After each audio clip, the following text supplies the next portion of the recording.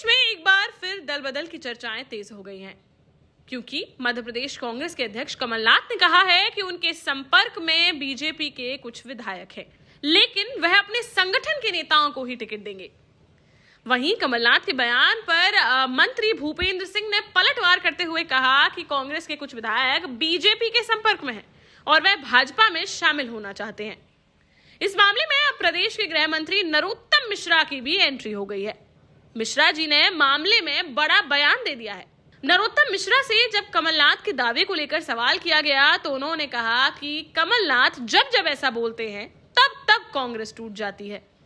पहली बार जब कमलनाथ ने दावा किया तो सरकार चली गई, उपचुनाव के समय में ऐसा बोला तो पूरी पार्टी बैठ गई, और फिर राष्ट्रपति चुनाव में बोला तो पार्टी के 17 विधायकों ने क्रॉस वोटिंग कर दी। इसलिए कहा जा सकता है कि राहुल गांधी और कमलनाथ ने कांग्रेस की सुपारी ली है। ये कांग्रेस को निपटा कर ही मानेंगे। नरोत्तम मिश्रा ने कहा कि विधायकों को तोड़ने की शुरुआत कमलनाथ ने ही की थी, इसलिए राहुल गांधी और कमलनाथ कांग्रेस पार्टी को खत्म करने के अभियान में लगे हुए हैं। कमलनाथ जी जब जब बोलते हैं ना तब तब कांग्रेस टूट जाती है। बोलते हमेशा वो यही है कि विधायक भाजपा के उनके संपर्क में। जब सबसे पहली बार उनने ऐसा किया, प्रेस कॉन्फ्रेंस में बिठाला तो सरकार चली गई। उसके बाद में उन्होंने उपचुनाव के समय में ऐसा बोला था तो उपचुनाव में पूरी पार्टी बैठ गई। फिर अभी राष्ट्रपति चुनाव के पहले बोला था तो 17 विधायकों ने क्रॉस वोटिंग कर दी। मुझे लगता है कि राहुल बाबा और कमलनाथ जी कांग्रेस की सुपारी लिए हुए हैं, ये निपटा के ही मानेंगे कांग्रेस को। वहीं राहुल गांधी के गुजरात विधानसभा चुनाव में प्रचार करने पर नरोत्तम मिश्रा ने कहा कि गुजरात में भाजपा की जीत निश्चित थी, लेकिन अब राहुल गांधी के गुजरात चुनाव में प्रचार करते ही भाजपा की 2/3 बहुमत से जीत सुनिश्चित हो गई है। देखो, राहुल गांधी जी, मैंने अभी जैसे बोला था, बहुमत हमको मिलने वाला था, वो जाएंगे तो 2/3 पे पहुंच जाएंगे। जितना भाजपा को योगेंद्र यादव जी उनकी पदयात्रा में साथ चल के आ रहे हैं तो इन्होंने विद्युता का पैरामीटर भी लगाया होगा ना उनमें। गृह मंत्री ने कहा कि आज कांग्रेस जनजातीय गौरव दिवस पर राजनीति कर रही है, जबकि अब तक कांग्रेस जनजातीय वोटों से ही जीती थी। लेकिन कांग्रेस ने राष्ट्रपति का भी विरोध किया था। कांग्रेस किसी काम का समर्थन नहीं करती, वह केवल हर बात का विरोध करती है।